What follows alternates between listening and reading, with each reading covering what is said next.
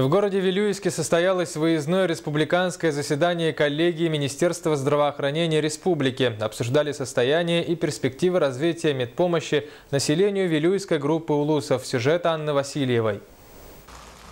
В Вилюйском улусе в настоящее время остро стоит проблема нехватки врачей и среднего медицинского персонала.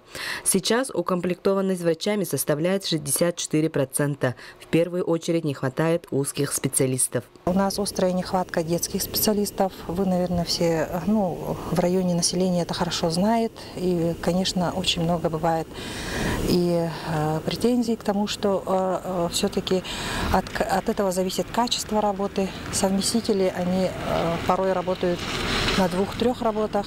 И детских специалистов у нас нет: невролога, отоларинголога, детского хирурга. Это все совместители работают. Не хватает также участковых педиатров. В взрослой поликлинике тоже не хватает терапевтов.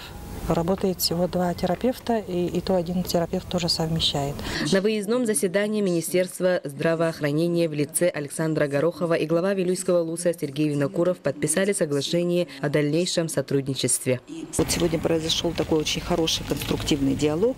И на примере ваших близлежащих соседей, это Нюрбинская ЦРБ доложила, Верхневилюйская ЦРБ доложили.